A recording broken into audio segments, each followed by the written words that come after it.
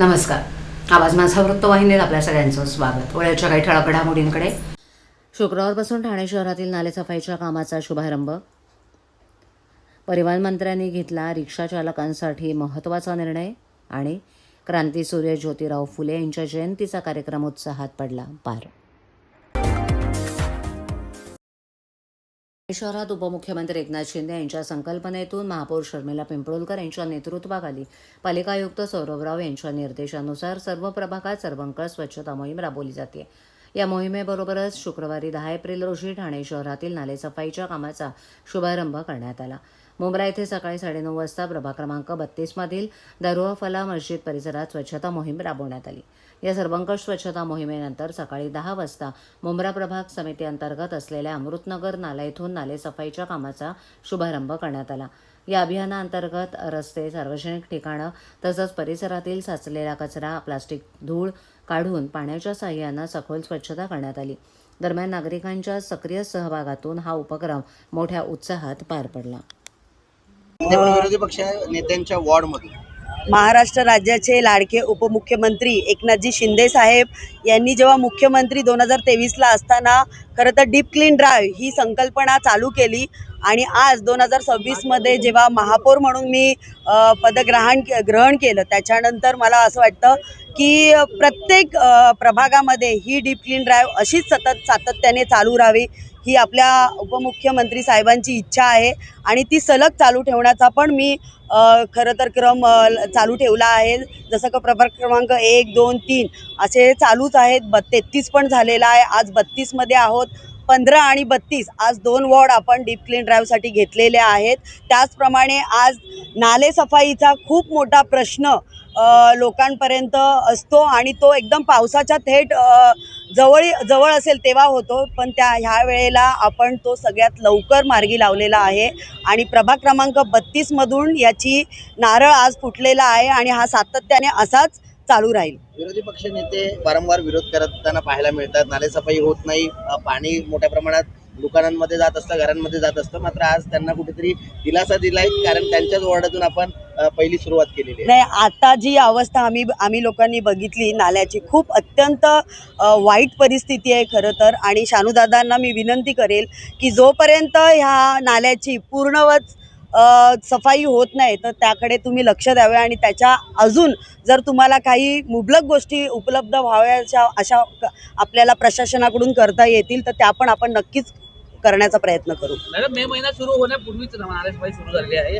Deadline काय दिली आहे प्रशासनाला? आपण कधीपर्यंत फायनल नालेसफाई झाली पाहिजे? प्रशासन मला वाटतं चांगलं उत्तम काम करतंय आतापर्यंत 4 वर्षाच्या ह्याच्यामध्ये.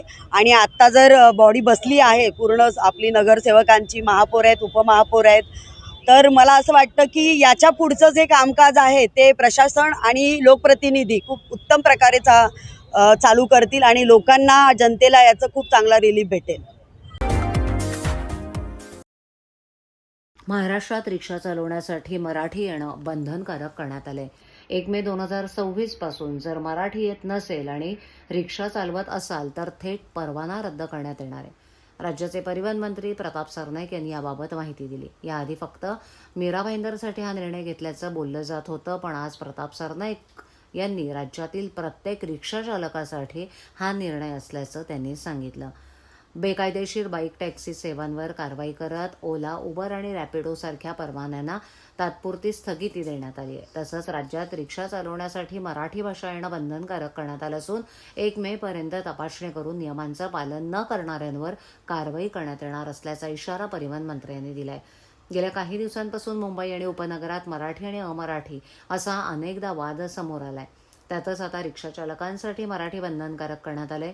ठाणे आणि मीरा भाईंदर महानगरपालिका हद्दीतील विविध रस्ते प्रकल्पांसाठी लवकरच निविदा प्रक्रिया सुरू होणार आहे.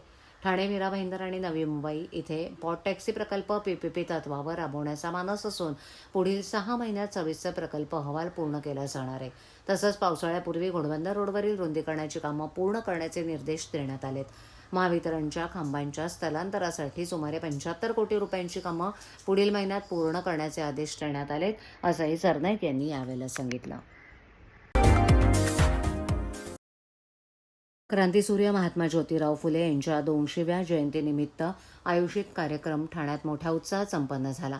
माळी समाज मंडळ ठाणे आणि महात्मा फुले विचार प्रबोधन कट्टा यांच्या संयुक्त विद्यमानं आयोजित या कार्यक्रमात समाज बांधवांचा मोठ्या संख्येनं सहभाग पाहायला मिळाला. कार्यक्रमाची सुरुवात महात्मा ज्योतिबा फुले यांच्या तैलचित्राला पुष्पहार अर्पण करून आणि दीपप्रज्वलनानं करण्यात आली. यावेळेला उपस्थित मान्यवरांनी फुले यांच्या सामाजिक, शैक्षणिक आणि स्त्री-पुरुष समानतेच्या कार्याचा गौरव करत त्यांच्या विचारांचे आजच्या काळातील महत्त्व अधोरेखित केलं. यासोबतच महात्मा फुले यांनी लिहिलेल्या साहित्याचं वाटप उपस्थितांमध्ये करण्यात आलं, ज्यामुळे त्यांच्या विचारांचा प्रसार अधिक व्यापक पद्धतीनं करण्याचा संदेश देण्यात आला. कार्यक्रमाच्या यशस्वी आयोजनासाठी महात्मा फुले विचार प्रबोधन कट्ट्याचे प्रमुख पत्रकार प्रफुल्ल बागुले, माळी समाज मंडळ ठाणेचे अध्यक्ष धर्मेंद्र बागुले, सचिव लोकेश घोलप तसंच सर्व पदाधिकारी आणि कार्यकर्त्यांचं विशेष कौतुक करण्यात आलं. समारोपाच्या वेळेला उपस्थितांनी महात्मा फुले यांच्या विचारांवर चालण्याचा निर्धार व्यक्त करत कार्यक्रमाची सांगता केली.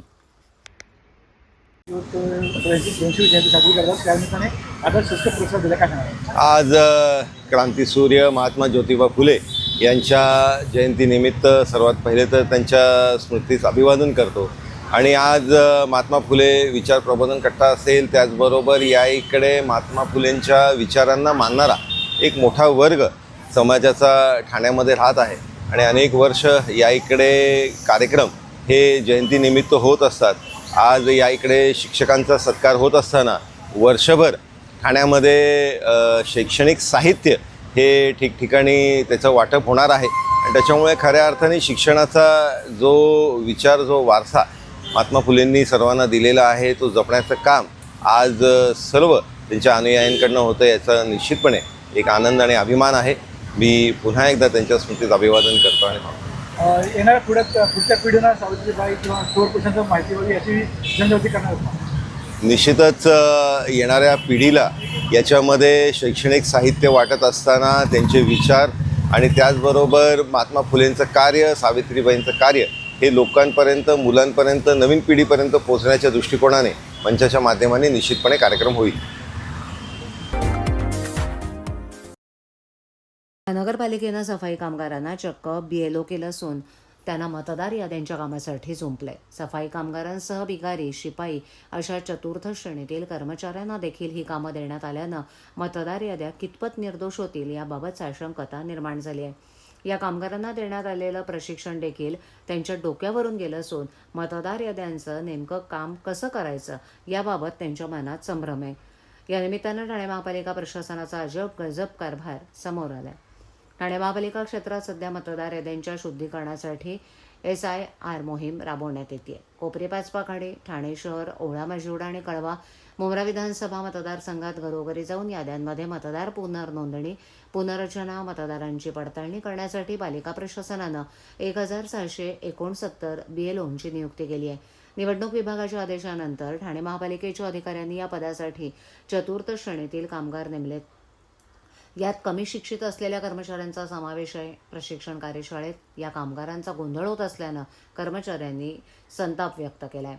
शैक्षणिक पात्रता कमी असल्यामुळे मतदारांशी संवाद साधताना त्यांना बऱ्याच अडचणी निर्माण होत आहेत आणि त्यामुळे मतदारांमध्येही गैरसमज निर्माण होतात.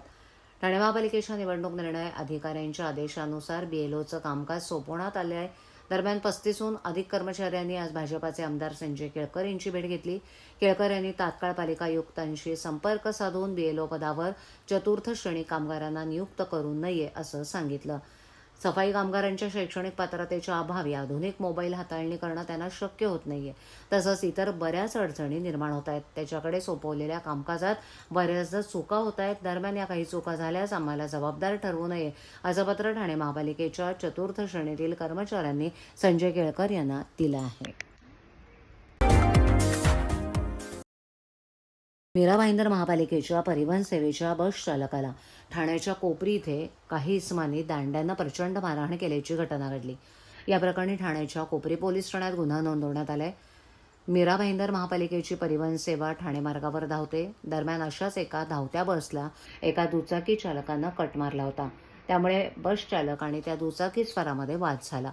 गाडीत प्रवासी असल्यामुळे हा वाद तिथेच थांबला. मात्र दुचाकी चालकानं नंतर बसचा पाठलाग केला अखेर कोपरी इथे बस शेवटच्या स्थानकावर थांबल्यानंतर हा दुचाकी चालक आपल्या सहकाऱ्यांसह बसमध्ये चढला आणि थेट बस चालकाला मारहाण केली. यावेळेला त्यांनी लाकडी दांड्यानं हल्ला केला. इतकंच नव्हे तर आरोपींनी चालकाला उचलून खाली रस्त्यावर आणलं. त्यावेळेला डोक्याला दुखापत झाल्यानं चालक बेशुद्ध पडला. मात्र आरोपी तिथेच थांबले नाहीत. त्यांनी वाहकालाही मारहाण केली.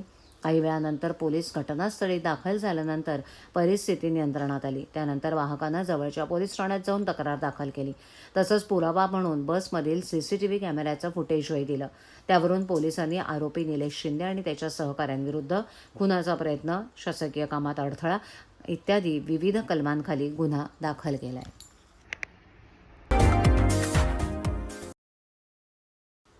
राष्ट्रवादी काँग्रेस अजित पवार पक्षाला ठाणे महापालिका निवडणुकीत अपेक्षित यश संपादन करता आलं नसल्यामुळे अपयशी ठरलेल्या राष्ट्रवादी काँग्रेसच्या स्थानिक नेत्यांनी पक्षाची ठाणे शहर कार्यकारिणी बरखास्त केल्याची माहिती समोर आली आहे. ठाणे महापालिका निवडणुकांचे निकाल 3 महिन्यांपूर्वी लागले. या निवडणुकीत राष्ट्रवादी काँग्रेस पक्षाला अवघ्या 9 जागांवर विजय मिळवता आला. निवडणुकीच्या तोंडावर पक्षात जोरदार इन्कमिंग झालं. केंद्र आणि राज्यात महायुतीसोबत सत्तेत शिवसेना भाजपासोबत एकत्र असलेल्या राष्ट्रवादी अजित पवार पक्षानं ठाण्यात स्वबळावर लढण्याचं ठरवलं. यावेळेला आयारामांना संधी देताना पक्षानं जुन्या कार्यकर्त्यांनाही पक्षाचं तिकीट देत रिंगणात उतरवलं. परंतु निवडणुकीत पक्षाला फारसं यश मिळालं नाही. त्यातच पक्षाला पालिकेचे विरोधी पक्षनेतेपदही गमवावं लागलं. पक्षाचे अध्यक्ष आणि उपमुख्यमंत्री अजित पवार यांचं आकस्मिक निधन झाल्यानं पक्षात मरगळ आली होती. त्यामुळे पक्षातील कार्यकर्त्यांना नवसंजीवनी देण्यासाठी राष्ट्रवादी काँग्रेसचे ठाणे जिल्हाध्यक्ष आणि पालिकेचे गटनेते नजीब मुल्ला यांनी शहरातील सर्व सेलचे नेते, पदाधिकारी, कार्यकर्त्यांची बैठक घेतली. या बैठकीत पक्षाची सध्याची परिस्थिती पाहता सर्व सेलच्या कार्यकारिणी बरखास्त करण्याचा निर्णय मुल्ला यांनी घेत पदाधिकारी, कार्यकर्त्यांना निराश न होता कामाला लागा असा सल्ला दिला. लवकरच नवी कार्यकारिणी जाहीर करणार असल्याचं मुल्ला यांनी याप्रसंगी बोलताना सांगितलं.